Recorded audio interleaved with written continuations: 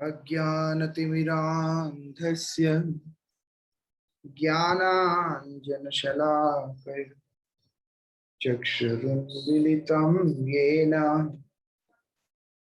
तस्मै श्रीगुरवे नमः। नमः ओं विष्णुपादाय श्रीगौरप्रियमूर्तये श्रीमते भक्तिवल्लभ तीर्थगोस्वामिने नमः। यतीन्द्रियनमस्तुभ्यं गौरकृष्णप्रियात्मने रूपानुगगति ज्ञाय गुरुदेवाय ते नमः। पतित पावन परम करुणामय परमाराध्यतम श्रील गुरुदेव नित्य लीला प्रविष्टोम विष्णुपाद परमहंस परिव्राजकाचार्य अष्टोत्तर शतश्री श्रीमद श्रील भक्ति वल्लभ तीर्थ गोस्वामी महाराज जी के अभय चरण में असंख्य कोटि साष्टांग दंडवत प्रणाम करते हुए उनकी अहेतु की कृपा प्रार्थना करता हूं। परमाराध्य श्री गुरुदेव की असीम कृपा से हम लोग यहाँ पर श्रवण कर रहे हैं। किस प्रकार से हरिनाम के अमृत को पान करके जो नाम के रस में डूबा हुआ श्रेष्ठतम भक्त शिरोमणि भगवान के प्रिय भक्त श्री हरिदास जी महाराज किस प्रकार से नाम के वैभव को प्रकाशित कर रहे हैं। अभी जब उनके इस प्रभाव के चलते उस स्त्री का उद्धार जब हो चुका था, गांव वाले उनके प्रभाव को अनुभव कर रहे हैं और हमेशा जब भी उनका चर्चा करते हैं बड़े आदर और बड़े ही प्रीति के साथ वो किया करते हैं। अच्छे काम करने वाला व्यक्ति का सब जगह पे अच्छा ही नाम होता है। इस संसार के अंदर कितना भी आप अच्छा करिए, स्वार्थ बुद्धि होने के कारण संभावना कम है कि हमारी उस सेवा का लोग मूल्य दे। लेकिन परमार्थिक जगत पूरी तरह से भिन्न है।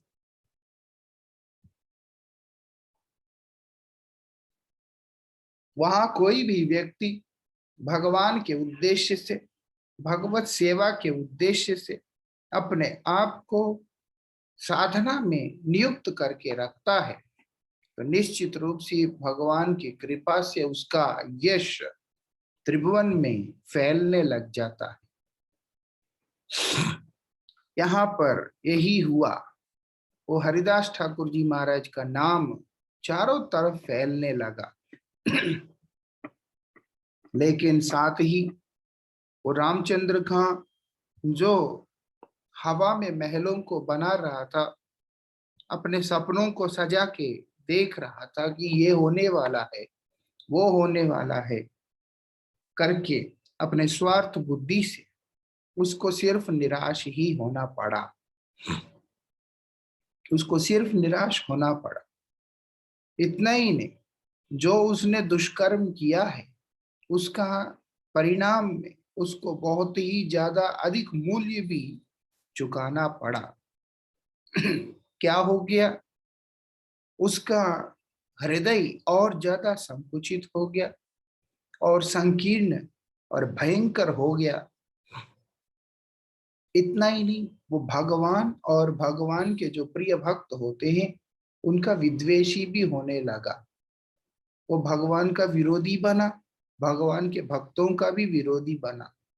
जब आदमी भक्त के साथ में विद्रोह करता है तो होता क्या है, उसके अंदर की जो कुत्सित भावनाएं, उसके अंदर की जितने भी मलिनताएं वो और ज्यादा दृढ़ हो जाती हैं।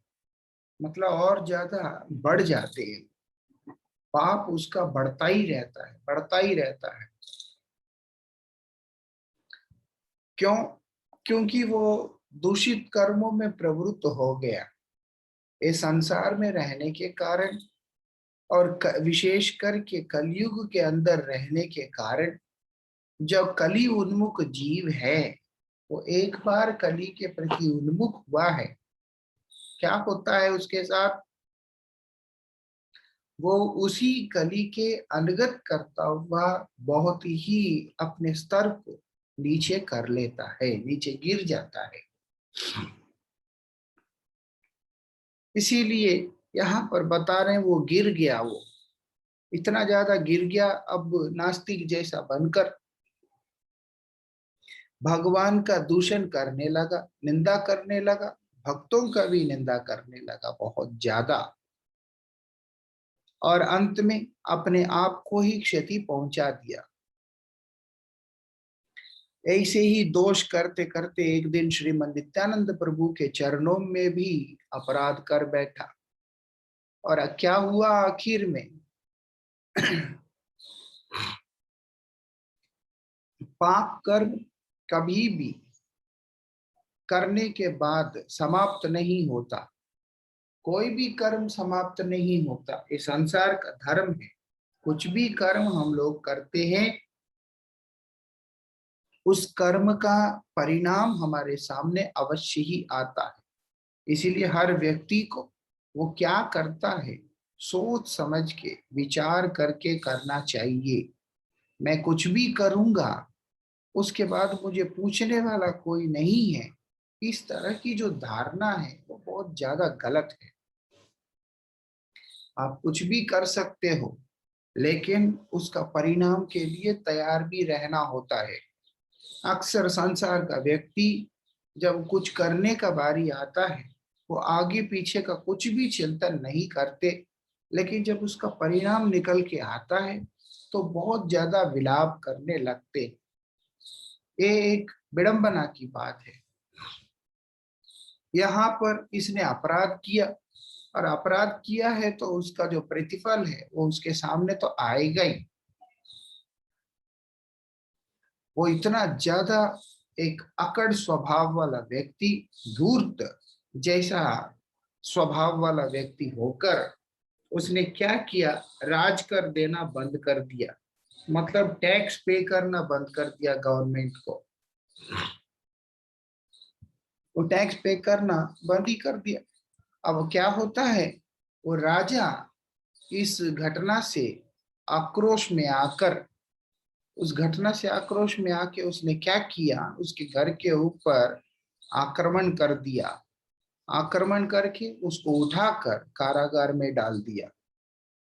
उसको उठाकर कारागार में डाल दिया, क्योंकि उल्टी सीधी चीजें करना, उल्टे सीधे तरीका से रहना, उसके घर में ही ये लोग रह के राज कर्मचारी वगैरह घर को पहले पूरा अपवित्र किया, और उसके बाद पूरे परिवार के लोगों को कारागार में लेकर के चला गया। इतना ही नहीं, उसकी जो भी संपत्ति है वो सब कुछ उठाकर वो लोग ले गए, और वो कहीं का भी रहा नहीं। उसका कहाँ महल चला गया, उसके पास एक महल था रहने के लिए, वो महल कहाँ चला गया, उसका धन कहाँ चला गया, उसके रिश्तेदार कहाँ चले गए, उसका सब कुछ कहाँ चला गया, उसको पता ही नहीं चला। उसका सर्वस्व समाप्त हो गया, उसका सब कुछ बर्बाद हो गया। इसलिए बोलते हैं, जब भगवत भक्तों के प्रति अगर कोई इस प्रकार से अपराध करता है, तो भगवान उसको कभी भी क्षमा नहीं करते हैं। हम अगर भगवान का निंदा करते हैं तो भगवान क्षमा कर देते हैं, लेकिन अगर भगवान के भक्तों का निंदा करते हैं तो भगवान कभी भी क्षमा नहीं करते हैं। ये विशेषता, भक्त द्रोही को भगवान कभी भी क्षमा नहीं करते। इसीलिए कभी भी किसी भी भक्त का निंदा हमें नहीं करना चाहिए। हम अगर भजन ठीक से नहीं भी कर रहे हैं तो भी भगवान का हमारे प्रति एक प्रकार का तरस, एक प्रकार का दया का भाव अवश्य रहता है। लेकिन अगर हम भजन ना करते हुए भक्तों का विद्वेष करते हैं तो निश्चित रूप से भगवान उसको क्षमा कभी भी नहीं करते हैं। ये तो भजन किया ही नहीं और साथ में भक्तों का द्वेष भी करने लगा, हरिदास ठाकुर का विरोध करने लगा। विरोध इस प्रकार से करने लगा, उनके चरित्र को कलंकित करके उनके जीवन को, उनकी गरिमा को समाप्त करने के लिए प्रयास किया। जितना जघन्य कर्म ये करने के लिए प्रवृत्त हो गया, उसी के अनुसार परिणाम भी उसके सामने आ गया। गलत जो व्यक्ति सोचता है, गलत करने का जो भी व्यक्ति सोचता है, उसके साथ गलत ही होगा। इसीलिए कई बार हमको लगता है नहीं वो व्यक्ति इतना गलत है, उसके साथ तो कभी कुछ गलत होता नहीं, गलत तो हमारे साथ ही होता है। ये एक विडंबना है। अपने हमको चुभी हुई सुई भी बहुत मोटी सरिया की तरह दिखाई देता है। ये मानव का विचार है, उसका, उसकी अपनी समझ इस प्रकार से। लेकिन देर से सही चाहे जल्दी से सही, पाप कर्म में प्रवृत्त हुआ व्यक्ति, एक अपराधी व्यक्ति, कभी भी वो क्षमा उसको नहीं मिलेगा। विशेष करके अगर भक्तों के चरणों के अपराधी है तो उसका कभी भी मंगल नहीं हो सकता है। ये यहाँ पर देखने को मिल रहा है। हरिदास ठाकुर जी महाराज ने एक बार भी नहीं कहा भगवान को कि इसके साथ आप कुछ ऐसा कर दो, मैं तो आपका भजन करता हूँ, इसने मेरे साथ ऐसा किया, इसीलिए आप जो है दिखा दीजिए इसको। ऐसा हरिदास ठाकुर ने कुछ भी नहीं कहा। वो केवल मात्र अपने हरिनाम में मस्त होकर अपने जीवन को निकाल रहे हैं। उनको कोई लेना देना नहीं है कि ये क्या कर रहा है क्या नहीं कर रहा है। लेकिन भगवान को जरूर लेना देना होता है। इस संसार के अंदर हम लोग कर्ताभिमान लेकर स्वयं कार्य को अपने हाथ में ले लेते हैं, जिसके परिणाम स्वरूप में भगवान एक दृष्टा बन करके चुपचाप देखते रह जाते हैं। अगर हम कोई भी चीज का दायित्व अपने ऊपर ना लेकर भगवान के ऊपर डाल देते हैं तो निश्चित रूप से उस कार्य को भगवान ही संपन्न करते हैं। अब आप देखो किस प्रकार से द्रौपदी ने अपने भार कुर्राज सभा के अंदर जब मां का अपमान हो रहा था, उस समय द्रौपदी ने अपना भार गोविंद के चरणों में सौंप दिया और भगवान अनंत वस्त्र बनकर द्रौपदी की रक्षा करने के लिए वहां पर उपस्थित हुए हैं। अनंत वस्त्र बन के आए और द्रौपदी को वहां पर उनका लज्जा का मान रखा, क्योंकि द्रौपदी कृष्ण के ऊपर छोड़ चुकी थी। लेकिन जब तक द्रौपदी स्वयं अपने बल और अन्य व्यक्तियों के भरोसे के ऊपर काम करने लगी, भगवान वहां पर नहीं पधारे थे। उसी प्रकार से जब ये जीव, सांसारिक जीव, जब इस संसार में होने वाली हर क्रियाओं का परिणाम अपने हाथ में लेने का कोशिश करता है तो भगवान भी अपने आप को दूर रख के देख रहे होते हैं सब। लेकिन जब व्यक्ति सब छोड़कर भगवान के चरणों में सब कुछ सौंप देता है तो भगवान स्वयं वहां पर उपस्थित होकर उस स्थिति को नियंत्रित कर देते हैं। और विशेष करके अगर कोई भक्त द्वेषी हो, भक्त भगवान का सबसे ज्यादा प्यारा होता है, क्योंकि भक्त भगवान को अपने भक्ति के द्वारा निरंतर रिझाता रहता है, आनंद प्रदान करता रहता है।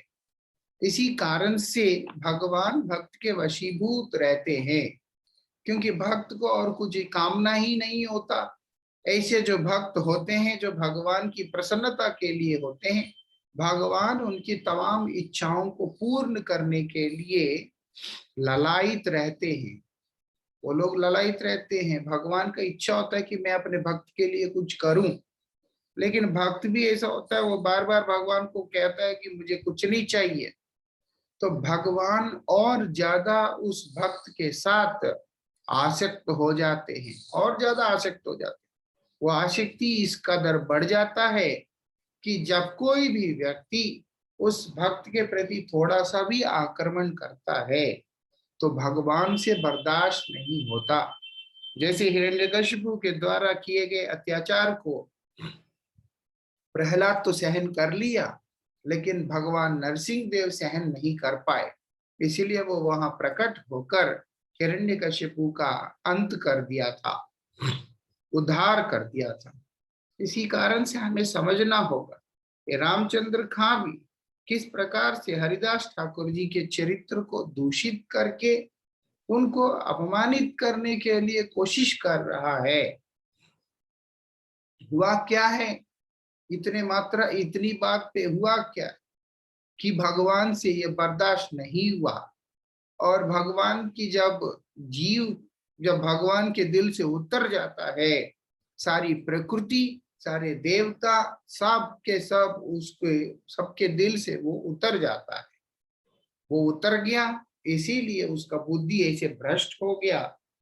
होने के बाद उसने राजा के साथ में ही दुश्मनी मोल ले लिया और उसका सर्वस्व वहां पर समाप्त हो गया। इसीलिए विशेष करके जो व्यक्ति भक्ति मार्ग में है उसको तो इन अपराधों से बहुत ज्यादा सावधान रहना चाहिए।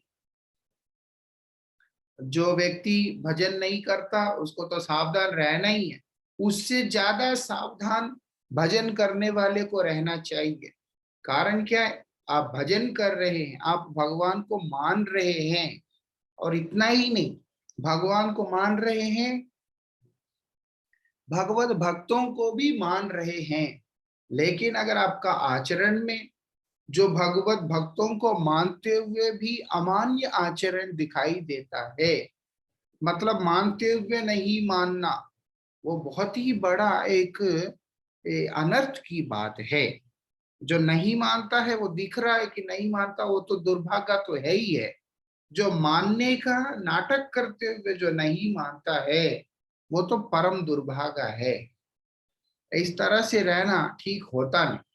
इसीलिए यहाँ पर बता दिया कि जो भक्त लोग होते हैं, जिनको भगवान को प्राप्त करने का अभिलाषा है, वो लोगों को बहुत ज्यादा सावधानी के साथ में इस चीज को ध्यान रखना होगा। क्यों, ये बहुत बड़ा बाधा है। भक्त कृपा भगवान को लाके हमारे आगे खड़ा कर दे सकता है। भक्त अगर कृपा कर दे तो भगवान को सामने आना पड़ेगा, ये विशेषता है। और अगर हम वही भक्तों का विद्रोह करने लगते हैं तो भक्त कृपा करने पे भी भगवान कृपा नहीं करते हैं, भगवान उस जीव पे कृपा नहीं करते। भक्त सरल हृदय के साथ वो कृपा कर देते, लेकिन भगवान कृपा नहीं करते। आप देखेंगे नित्यानंद प्रभु को महाप्रभु से प्रार्थना करना पड़ा कि इसको आप क्षमा कर दीजिए, जगाई मधाई को आप क्षमा कर दीजिए बोल करके नित्यानंद प्रभु को भगवान के चरणों में स्वयं गिर के प्रार्थना करना पड़ा। उनकी प्रार्थना को सुन के भगवान ने स्वीकार किया। इसी प्रकार से अम्बरीश महाराज को भी भगवान के चरणों में प्रार्थना करना पड़ा, सुदर्शन के चरणों में प्रार्थना करना पड़ा, तब जाके दुर्वासा ऋषि को उन्होंने छोड़ा। इसीलिए भक्त के साथ जो भी विद्रोह करेगा भगवान उसको क्षमा नहीं करते। वो भजन में बहुत बड़ी बाधा है। भक्त की कृपा से भगवान मिलते हैं, और अगर भक्त को आघात पहुंचाने से भगवान कभी भी नहीं मिलते हैं, भगवत कृपा कभी भी नहीं मिलता है। भक्तों को उद्वेग देना हम लोगों को बहुत बड़ा समस्या हमारा जीवन में आके खड़ा हो जाएगा। भजन नहीं कर सकते हैं तो प्रार्थना करें, लेकिन जो भजन करता है, नियम लेके चलता है, अच्छे से रहने का कोशिश करता है, उसका टांग खींचना अच्छा नहीं होता। कई लोग होते हैं, ले तू बड़ा भक्त बन गया, ज्यादा माला करने लगा, तुम बड़ा अच्छा बन गया, नियम रख के चलने लगा। इसी तरीके के जो सोच है वो वास्तविकता में हम लोगों के लिए अनर्थ पैदा करेगा। हम लोगों को शरणागत होकर भजन करने का प्रयास करना चाहिए। अगर नहीं हम पूर्ण रूप से शरणागत हो पाते हैं, कोई बात नहीं, कोशिश करना चाहिए। लेकिन दूसरे जो भक्त जो कि भगवान के चरणों में निष्ठा रख के भगवत आराधना करते हैं, उन लोगों के साथ हमें कभी भी विद्वेष नहीं करना चाहिए। वो बहुत बड़ा अनर्थ हमारे जीवन में लेकर के आ जाएगा। इतना ही नहीं, वो सिर्फ उस एक व्यक्ति के लिए हानिकारक नहीं है, उसके साथ जुड़े हुए हर व्यक्ति के लिए हानिकारक है। मान लो एक घर के अंदर एक व्यक्ति भयंकर अपराधी है, भक्त विद्वेषी है, तो उसका जो प्रभाव है पूरा घर के ऊपर पड़ेगा। इतना ही नहीं, कई बार ऐसे लोगों का प्रभाव उसके अपराध की मात्रा के अनुसार पूरा समाज के ऊपर भी पड़ सकता है।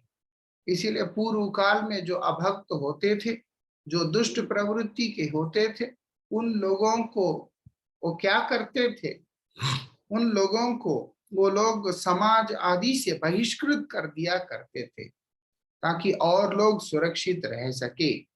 और प्रभाव किस प्रकार से पड़ेगा, वो स्वयं उसके मन मलिन हो गया, वो दूसरे का भी मन मलिन कर देगा। ऐसा नहीं है कि केवल भगवान की तरफ से शासन होगा, ये सामने वाला व्यक्ति का मन को भी मलिन करके उसको भी साधना के मार्ग से विमुख करना शुरू कर देगा।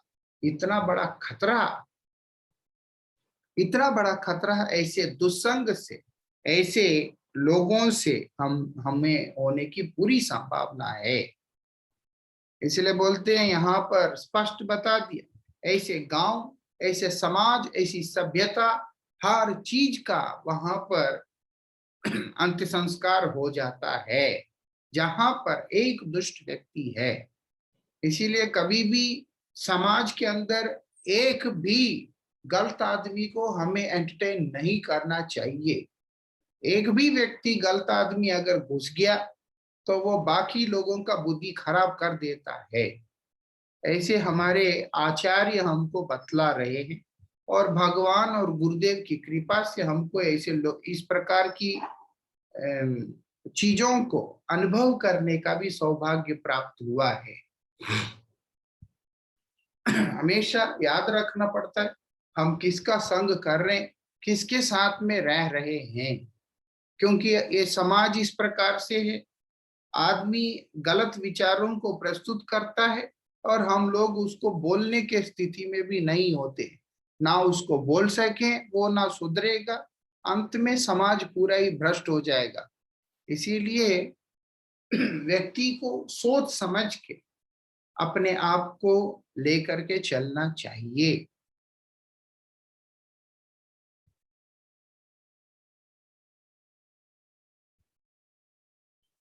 यहाँ पर हरिदास ठाकुर के द्वारा कृपा करके उस स्त्री को शुद्ध करके उनको एक महान आचार्य के रूप में जो बना दिया है, उसमें बहुत सारी चीजें हमको सीखने को मिलता है।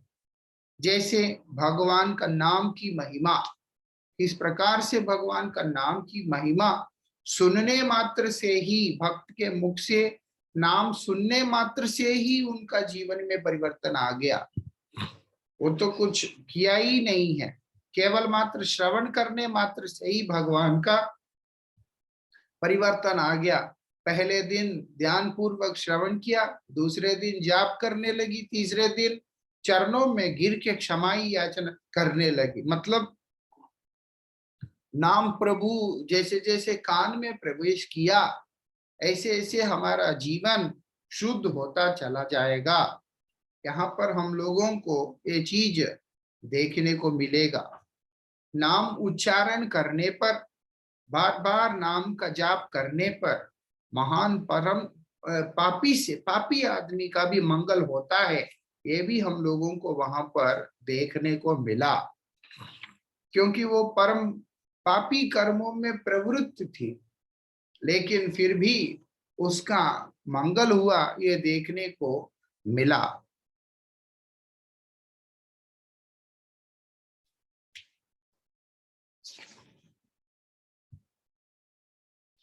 भगवान का नाम जाप जो है क्या किया, उनके पूर्व जो कर्म हैं, उन कर्मों के परिणाम से जो भी अनर्थ उसके जीवन में सृष्टि हुआ, उन सबको भी ध्वंस कर दिया, ये भी देखने को मिलता है।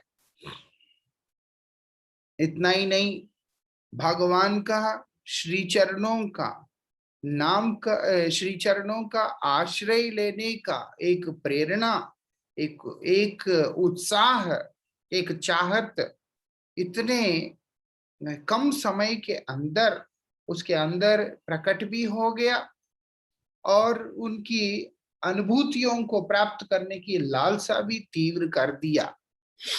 मतलब संघर्ष करना नहीं पड़ा, बड़े ही सुगमता के साथ भगवान के नाम के प्रति उनका झुकाव बढ़ गया। और इतना ही नहीं, भगवान के अनुभूतियां, जो भजनमयी अनुभूतियां भी जीवन के अंदर आए, उस तरह का एक व्यवस्था उस महिला के जीवन में हो गया। इसलिए नाम करने से अनुभूतियां जल्दी आते हैं, लेकिन होता यह है, नाम करने से अनुभूतियां बहुत जल्दी आ जाते हैं, लेकिन यह है हम लोग अनुभूति आने तक का मौका नहीं देते हैं। हम लोग काल्पनिक जीवन में अपने आप को ले जाकर अपना मन को मलिन कर लेते हैं। हमको नाम करने से बड़ा अच्छा अनुभव भी होता है, और कई बार अगले ही पल बहुत भयंकर दुख के द्वारा हम पीड़ित भी हो जाते हैं। दोनों एक साथ कभी भी हो नहीं सकता। दोनों एक साथ नहीं हो सकता। जब एक बार अगर हम लोगों को वो रस प्राप्त हुआ है, वो फिर स्थायित्व की ओर ही लेके जाएगा, पीछे की तरफ लेकर के नहीं जाएगा। ना ही उस व्यक्ति को उस स्थान पे स्थगित करके रखेगा। मतलब हरि नाम करते करते किसी को कितना जितना आनंद का अनुभव हुआ है, वो उधर से आगे ही बढ़ेगा, लेकिन वहां से पीछे नहीं जाएगा। क्योंकि भगवान बोलते हैं मेरा भक्ति का कभी भी अंत नहीं होता, पतन नहीं होता। भक्ति मार्ग में चलने वाला साधक का पतन अवश्य हो सकता है, लेकिन भक्ति का पतन नहीं होता। और अगर साधक भक्ति के कृपा को अनुभव करने लगा, भक्ति महारानी का कृपा को अगर अनुभव करने लगा, तो कोई भी परिस्थिति उसके सामने हो, वो उसको विचलित नहीं कर सकता है। आप देखो प्रहलाद महाराज है, उनको कोई किसी भी परिस्थिति में प्रहलाद महाराज को कोई भी विचलित नहीं कर सकता है। कारण क्या है? उनको भक्ति का वो रस उनको अनुभव हो रहा है, वो भक्ति के उस रस को स्वयं आस्वादन कर रहे हैं। इसी कारण से उनको कोई विचलित कर नहीं सकता। हरिदास ठाकुर हैं, उनका प्राण जाने का परिस्थिति आ गया, लेकिन तब भी वो एक रत्ती भर भी विचलित नहीं हुए। कहने का अभिप्राय है कि ऐसे जो व्यक्ति होते हैं वो कभी भी विचलित नहीं होते हैं। उल्टा उनको भगवत अनुभूति का जो उत्कंठा और तीव्र होता चला जाता है, उसको भगवत अनुभूति का उत्कंठा और तीव्र होता हुआ चला जाता है नाम प्रभु की कृपा से। हमारे सामने वो माता बहुत ज्यादा पाप का बोझ लेकर के आई है, जो अब हम लोग देख रहे हैं।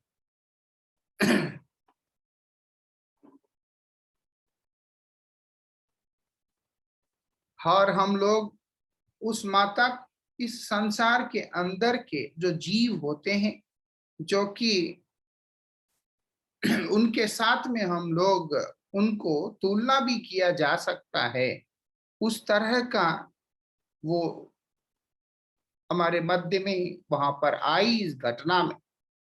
मतलब है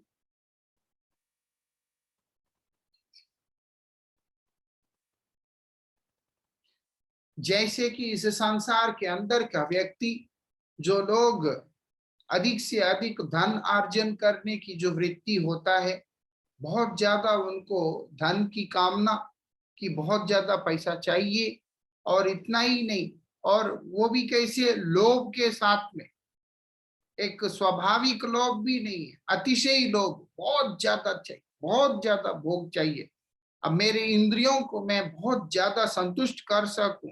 इस तरह की जो प्रयास और विचार इस संसार के अंदर लोगों में अक्सर बहुत ज्यादा देखा जाता है। दुनिया के लोगों के अंदर ये चीजें बहुत ज्यादा देखा जाता है। उनका सुबह से लेके शाम तक यही प्रयास रहता है कि किस प्रकार से मैं अपने आप को भोगमयी बना लूं, किस प्रकार से मैं खुद के लिए भोगों की व्यवस्था कर लूं। जितना भी कमाए, जो कुछ भी करे, उसको वो सब कम लगता है, वो कम लगता है, और इस तरह का जो एक लोभ दिखाई देता है। ये सारे पापी जो प्रवृत्ति के लोग इसी प्रकार से होते हैं, और ये माता के अंदर भी इसी तरह की चीजों को देखने को मिला।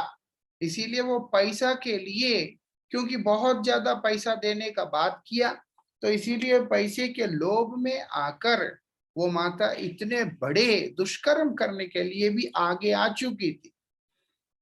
यहाँ पर बता रहे हैं उनकी इस पागलपन, धन के लिए जो पागलपन है और जितने भी वासनाएं हैं, इन सब के रहते हुए भी क्या बोल रहे हैं, उसके अंदर एक अच्छा गुण का धनी थी वो। क्या है वो? जो कि उन्हीं की जैसे वृत्ति में प्रवृत्त और माताओं के अंदर और उनके अपने साथियों के अंदर भी नहीं है। मतलब एक ऐसी गुण उस माता के अंदर देखा गया है जो कि अन्य जो चरित्रहीन जितने भी स्त्री हैं उनमें, अथवा और उनके जो साथी है उनमें किसी में भी देखा नहीं गया। वो क्या है? वही उनका वास्तविकता में जो जो मूल मूल की तरह है, वही उनका वास्तविकता में धन है, मूल है, जहां व्यक्ति ने इन्वेस्ट करना होता है, जो मूल जो राशि होता है वो क्या है वो। यहाँ पर हमारे आचार्य बतला रहे हैं, एक साधुओं के प्रति जो उसका सम्मान, और तुलसी जी के प्रति उनका जो सम्मान है, उसको साधुओं के प्रति सम्मान है, लेकिन धन का लोभ इतना ज्यादा था, क्योंकि वो बहुत ज्यादा धन देने को तैयार हो गया था, इसीलिए सम्मान का भाव होते हुए भी इतने बड़े जघन्य कार्य को करने के लिए वो तैयार हो चुकी थी। लेकिन उसके स्वभाव के अंतर्गत उसका साधुओं के प्रति सम्मान का भाव देखने को मिला, और तुलसी जी के प्रति भी उनका सम्मान का भाव था। इसीलिए बोलते हैं ये हम लोगों को समझ में आता है उनके व्यवहार के द्वारा, जो कि हरिदास ठाकुर के सामने वो प्रदर्शित कर रही थी।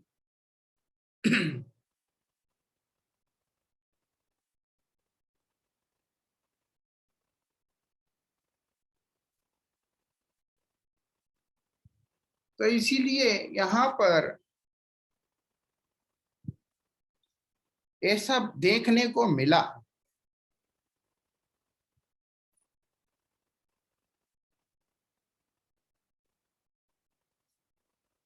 वो महिला श्रील हरिदास ठाकुर के पास किसी प्रकार के आध्यात्मिक चर्चा को लेकर के उपस्थित नहीं हुई थी। वो तो यहाँ तक कि एक विद्वान भी नहीं थी। बोलते हैं कोई चमत्कारों को चक्कर में भी वो वहां पर नहीं आई थी। वो आई थी, उनका उसके अंदर चमत्कार का उनका उद्देश्य नहीं है, ना ही वो कोई परम ज्ञानी थी, ना ही वो किसी तर्क को लेकर के आई थी। बोलती केवल मात्र वहां आई और बैठी और केवल भगवान का नाम को श्रवण किया और उसी नाम को पुनरुच्चारण किया। बोलते वो इसी प्रकार से जो भगवान के नाम को जो अनुकीर्तन करने का जो उसका एक अवस्था है, वही सारा कार्य को कर दिया। वहां पर कोई तर्क, कोई वाद, कोई विवाद अथवा कोई ज्ञान, किसी भी चीज के लिए कोई भी स्थान है ही नहीं है। वो सिर्फ अपनी एक स्वाभाविक जो सम्मान का भाव होता है सत्पुरुषों के प्रति, वही भाव को लेकर आई, वहां पर बैठी, उनके मुख से नाम श्रवण किया, और जो श्रवण किया हुआ नाम है उसी को उन्हें पुनरुच्चारण किया। केवल इतना करने मात्र से ही क्या हो गया उनके जीवन के अंदर, वो बता रहे हैं कि पूरी तरह से नाम ने असर करके उनका जीवन को पूरी तरह से शोधित कर दिया, सुधार दिया। इसीलिए भी बोला जाता है, जब हम लोग गुरु वैष्णवों के पास जाते हैं, अपने दिमाग को भर के ना जाएं, खाली रख करके जाएं। मतलब है कि सत्पुरुषों के पास जब भी हम जाते हैं, वहां से जो कृपा मिल रहा है उसको भरने के लिए जाएं, अपना ज्ञान का प्रदर्शन करने अथवा तर्क वितर्क आदि को करने के लिए ना जाएं। भगवत गीता में भगवान ने भी बता दिया, उपदेक्षन्ति ते ज्ञानम ज्ञानिना तत्वदर्शिना। जो तत्वदर्शी व्यक्ति ज्ञान का उपदेश देंगे, कब? प्रणिपातेन, परिप्रश्न, जब व्यक्ति परिप्रश्न करेगा। परिप्रश्न मतलब अपने दिमाग को खाली रख के उसके अंदर वो महापुरुष के द्वारा प्राप्त उपदेश को भरने की इच्छा से जो लोग वहां पर जाते हैं, केवल वही लोग उस ज्ञान से, उस कृपा से धन्य होते हैं, अन्य कोई भी व्यक्ति नहीं होता। इसीलिए ये महिला वहां पर कोई तर्क लेके नहीं गई, कोई ज्ञान की चर्चा लेके नहीं गई, कुछ भी लेकर के नहीं गई। वहां अपने सरल सीधा भाव से वहां जाके, आदमी दुष्ट से दुष्ट ही क्यों ना हो, अगर वो साधु मुख से भगवत कथा को श्रवण करता है तो निश्चित रूप से उसका मंगल ही होगा। लेकिन अगर वो परम ज्ञानी क्यों ना हो, लेकिन अगर साधु के पास जाके, भक्तों के पास जाके तर्क वितर्क आदि करके अपने आप को परम ज्ञानी सिद्ध करने का कोशिश करता है, सुनिश्चित रूप से वो अपने जीवन को क्षति ही पहुंचाने वाला हो जाता है। ये चीज हम लोगों को समझना होगा। कुछ नहीं करने पे भी, बैठ के केवल नाम का उच्चारण करने मात्र से ही ऐसी असत चरित्रा वाली जो महिला है, वो परमाचारी के रूप में बन गई। वहां पर एक इतना बड़ा गुरु के पद को वो प्राप्त कर चुकी है केवल नाम का पुनरुच्चारण करने से। ये विशेषता है जो हमें समझना होगा। लेकिन जो अति करने वाले लोग होते हैं, वो लोगों को निश्चित रूप से अपने आध्यात्मिक जीवन में पतित ही होना पड़ता है। इसीलिए बोलते हैं, पढ़ पढ़ पोथी पुस्तक पंडित भयानक होए। मतलब है कि कुछ ज्यादा ही पढ़ के, कुछ ज्यादा ही अपना बुद्धि लगा के समझने का जो कोशिश करते हैं, वो लोग भयंकर हो जाते हैं। हमें क्या करना है? साधु गुरु वैष्णवों के मुख से ही श्रवण करना है और उसके बाद उनके निर्देश के अनुसार ही अध्ययन करना है। मतलब हमारा स्वाध्याय जब अनुगतमयी होगा, ऐसा नहीं है कि ग्रंथ नहीं पढ़ना है, ग्रंथ तो पढ़ना चाहिए, लेकिन जो हमारा ये स्वाध्याय है, ये ग्रंथों का अनुशीलन स्वेच्छाचारी भाव से ना होकर जब हम गुरु वैष्णव के अनुगत में करेंगे और उन्हीं की वाणी को श्रवण करेंगे, तो निश्चित रूप से हमारा परम मंगल होगा। अन्यथा स्वतंत्र रूप से अपने अपने अर्थों को निकालने वाले जो व्यक्ति होते हैं, वो लोग क्योंकि इस संसार में फंसे हुए बद्धजीव होने के कारण, बद्धजीवों के द्वारा निकाले गए अपने जो अर्थ होते हैं कोई भी तत्व का, वो ना तो उसका मंगल कर सकते हैं, ना इस जगत का किसी भी जीव का मंगल कर सकते हैं। ये चीज हमको समझना होगा। अपना बुद्धि नहीं चलाना है, बैठ के ध्यान पूर्वक कथा श्रवण करके उस कथा के अंदर बोली हुई जो सूत्र होते हैं उनको अपने जीवन में धारण करने का प्रयास करना चाहिए। और नाम प्रभु के चरणों में अपनी निष्ठा को सुदृढ़ करने का प्रयास करना चाहिए और उसी से हमारा परम मंगल हो जाएगा। जहां पर एक वेश्या का मंगल हो सकता है, एक असत चरित्र जो दुष्ट प्रवृत्ति का जो माता है उसका उद्धार हो सकता है, तो जो लोग इच्छा करके अपने मंगलाकांक्षी होते हैं उन लोगों का उद्धार नहीं होगा, ऐसा हो ही नहीं सकता। निश्चित रूप से हर व्यक्ति का उद्धार हो जाएगा, साधु कृपा से, नाम कृपा से। वही यहाँ पर देखने को मिला है। इसके आगे की चर्चा हम लोग परसों करेंगे। कल हरिकथा नहीं होगा सुबह के समय में, परसों हम लोग यहाँ पर हरि चर्चा करेंगे। वांछा कल्पतरुभ्यश्च कृपा सिन्धुभ्य एव च पतितानां पावनेभ्यो वैष्णवेभ्यो नमो नमः।